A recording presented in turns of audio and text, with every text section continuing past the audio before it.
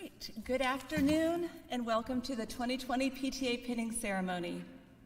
Hello to those of you who are on the other side of the camera. My name is Heather McCrell and I'm the program director for the Physical Therapist Assistant Program. Wow, this feels different. It's so great to see you, and I really feel like this is an awesome day to celebrate. For one, you're graduated and y'all are working, and but I guess the other reason is y'all are the 10th graduating class, and I'm so happy to see you here on campus and not on the other side of a screen, and I'm just so proud of you. Y'all look so beautiful and handsome, and thank you for taking time out of your schedule to be here today. I hate that family and friends are distanced, but we know, I hope you know that they are holding you close to their heart right now, and that they are with you right here in spirit, and they have been with you throughout this journey. And so even though they're not in this room, I hope you feel their presence, and I know that they're so proud of you as well. Before we get started, I'd like to introduce our administration and faculty that have supported this program and supported each one of you. And so I'm thankful for our administration always and what they give to this program.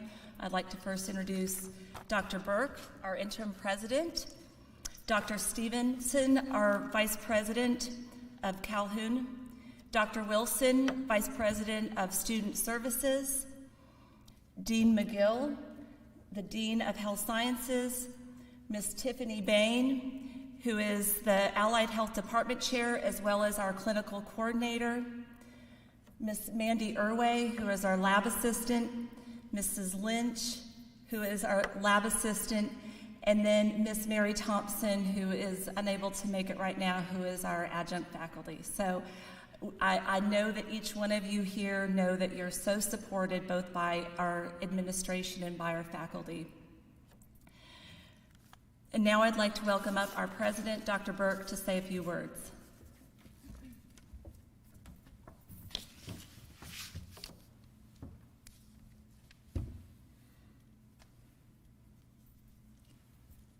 Good afternoon. One of the strange things about wearing these masks is that you can't tell when people are smiling. So when I had my mask on up here, when I was sitting just now, I was smiling the whole time. Because I like events like this where we celebrate a milestone. And you guys have been through this process, and you have persevered through times that have been tough, I'm sure. And as she mentioned, your families and your friends have stuck with you through this time, and now you're finished, and you can take a deep breath and relax, and it's all over with. I understand that many of you have even passed your exam already, and so you're ready to go. I congratulate you for that. So you are now an educated, skilled, and licensed, again for many of you, or will be, healthcare team member. And that speaks a lot, I think, for who you are as a person. And we all admire that, and admire folks that are members of medical teams even more as a result of events in the last few months. Now, again, I know this spring semester this past has not been easy, but I want to commend you for hanging in there, sticking with it, and doing what you need to do to get it done. So thanks, and thank you for the privilege of being here with you to celebrate this event. And I wish every one of you well from here on out. And don't forget us. Come back to see us, okay? Thank you.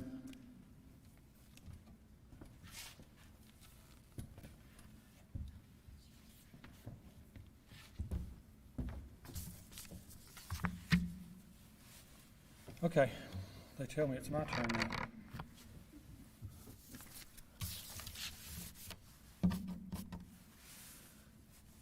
Welcome.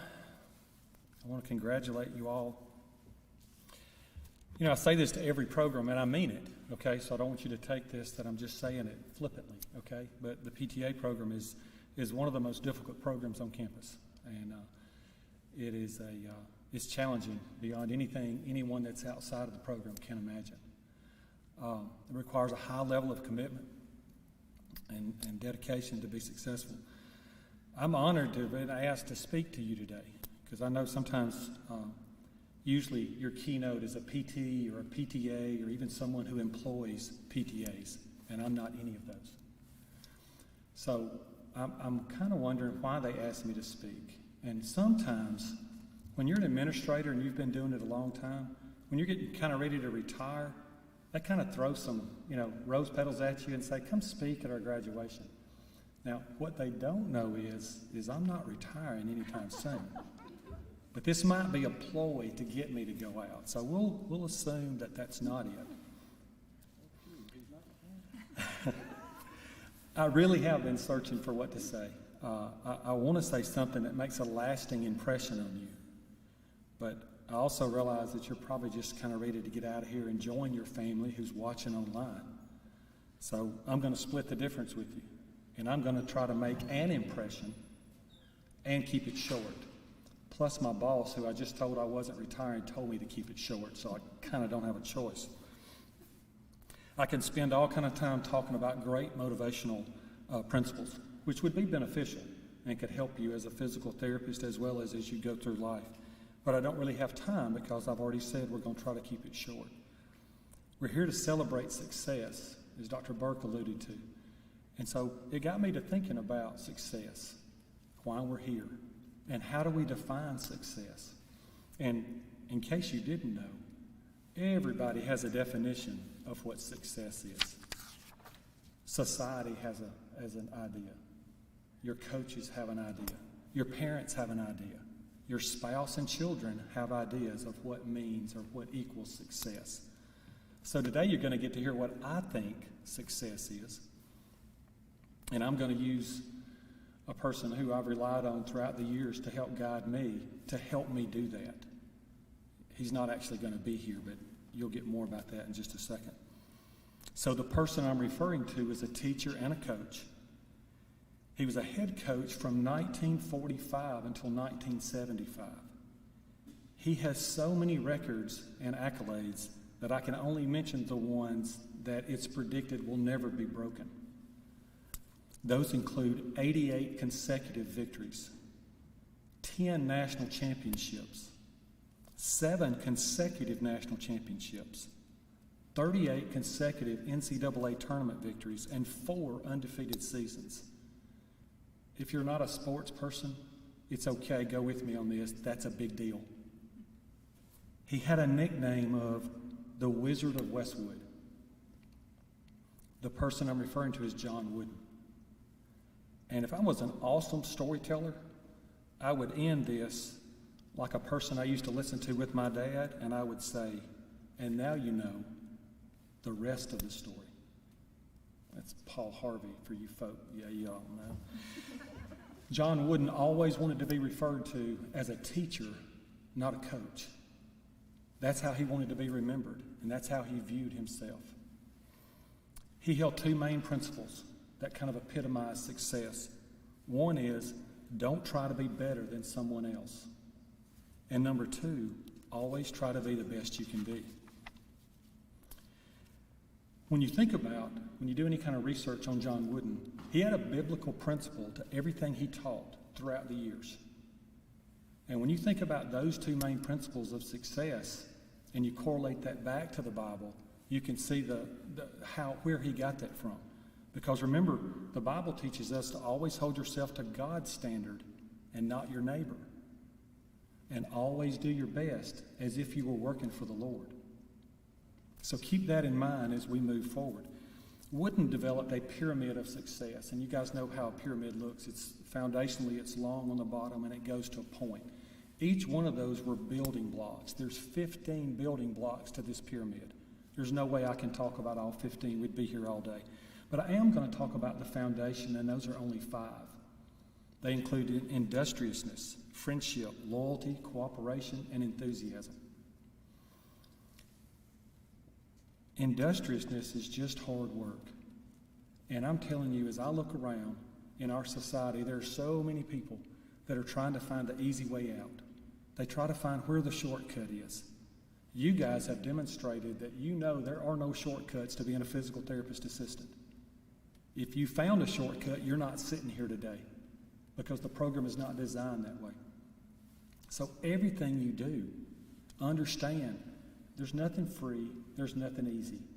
It's okay to work hard. You're not being punished, you're not being singled out.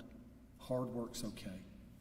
Keep in mind, good planning and hard work lead to prosperity, but hasty shortcuts lead to poverty. That's a Proverb 21:5. I told you, everything I'm going to talk about has got a biblical reference to it. Enthusiasm. Enthusiasm. When we have to work hard, y'all tell me, isn't it more fun to enjoy what you're doing? So I hope and pray that you've chosen a career field that you actually get up in the morning and enjoy coming to work. And I'm here to tell you that I've been doing this for 32 years. And Dr. Burke, in spite of what we're doing now, I get up every morning and really do enjoy coming to work. You can't go through the things you guys have gone through and what we're having to go through now and not enjoy it. So keep that in mind. Never be lazy in your work, but serve the Lord enthusiastically. Again, that's out of Romans 12.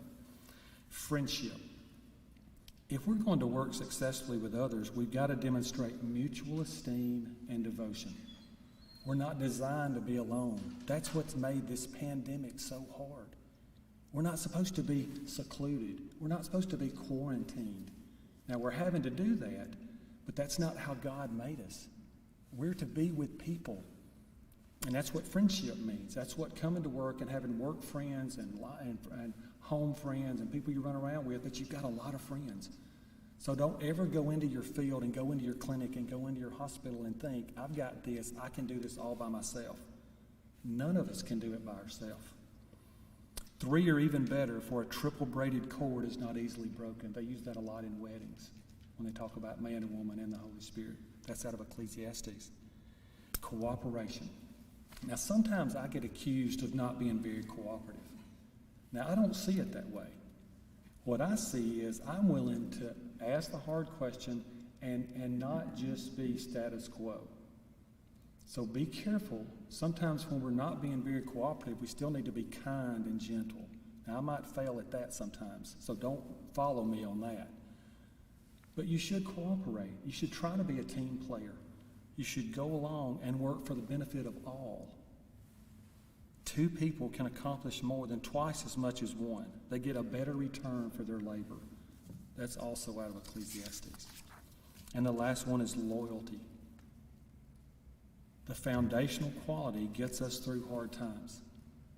Will you compromise your integrity when temptation is great? Or will you remain loyal to your beliefs and what makes you you? You've got a set of core values. You're going to take an oath.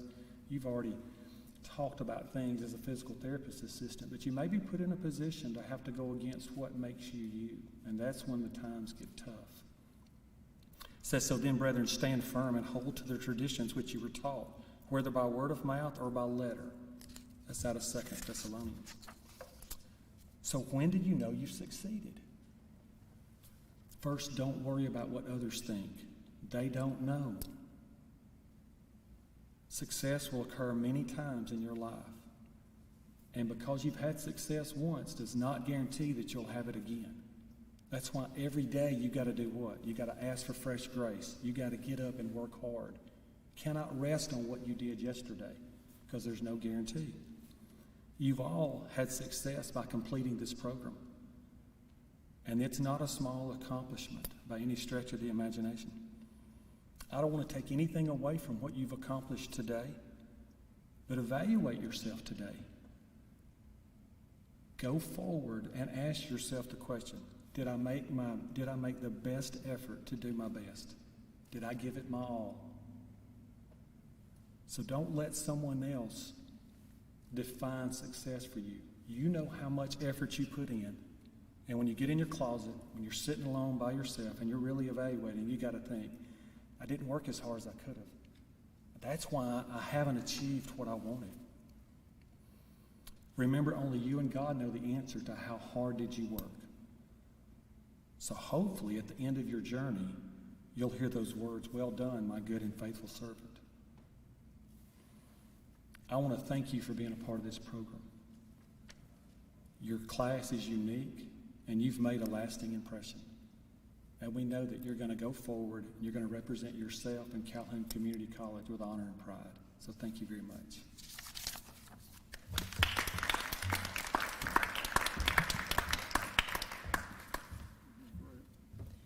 Thank you, Dean McGill. I didn't realize I was going to get a sermon today, but I did enjoy that, so we appreciate it very much. All right, so now you guys, if you're ready, you're going to take the physical therapy oath, so I'll have you stand up. And then as I say the statement, you'll just repeat, I will, okay? So as you enter the profession of physical therapy to practice as a physical therapist assistant, do you solemnly and willingly pledge the following? Will you respect the right and dignity of all individuals, and will you provide compassionate care? Will you be trustworthy towards your patients and clients and in all other aspects of physical therapy practice? Will you place the welfare of your patients and clients above your own self-interest? Will you provide accurate and relevant information to patients and clients about their care and to the public about physical therapy services? Will you exercise sound judgment and comply with laws and regulations that govern physical therapy and protect the public from unethical, incompetent, and illegal acts? Will you maintain professional competence and promote high standards for physical therapy practice, education, and research? Will you address the health needs of society and strive to effect changes that benefit patients, clients, and the community? Will you respect the rights, knowledge, and skills of colleagues and other healthcare professionals and seek consultation whenever the welfare of the patient or client may be advanced? So with that oath, you freely accept the responsibilities that accompany the practice of physical therapy. All right, so you can have a seat. We're going to pass out the pens now.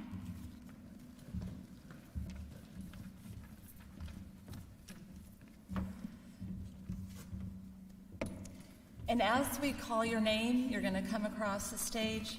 You can grab a pen, and I hope we can celebrate each person. So it's so quiet in here, so feel free to cheer and clap and celebrate.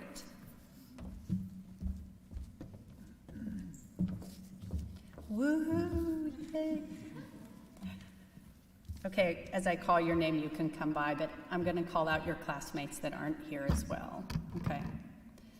Nicole Archer, Becky Asbell,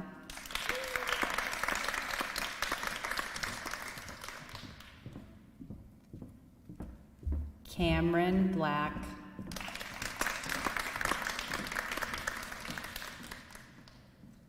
Mackenzie Daniel,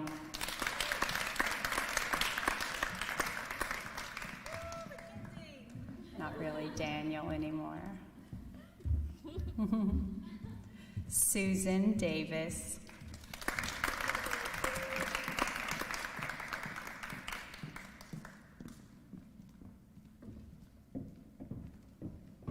Jessica Davenport,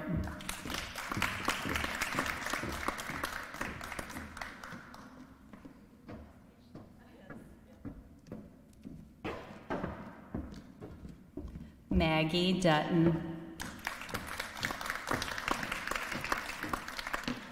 Matt Fincher, Brittany Franks,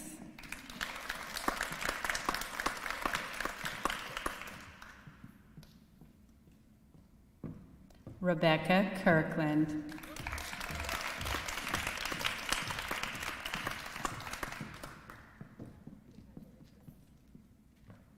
Christina Lewis,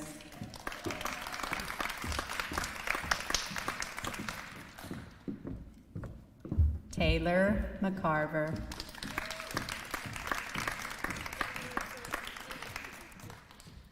Ashley Mooney,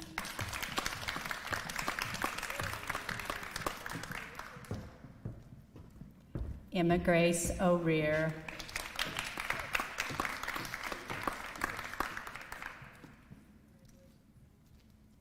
Trinity Ridley,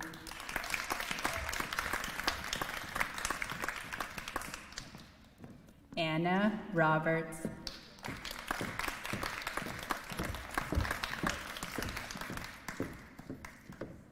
Ben Robinson, Emily Smith,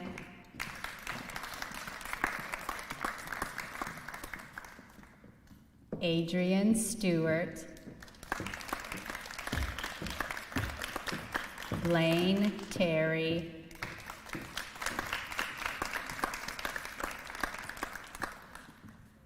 Rose Travis, Jessica Urban,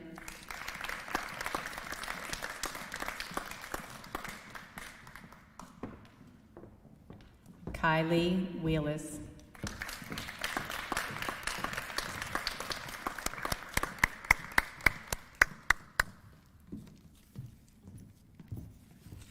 congratulations.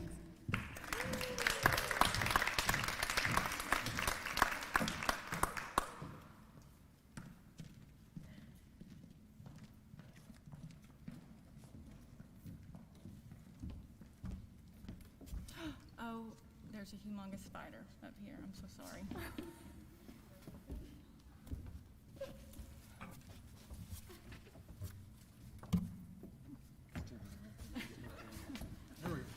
Okay, just more uniqueness of this group, right?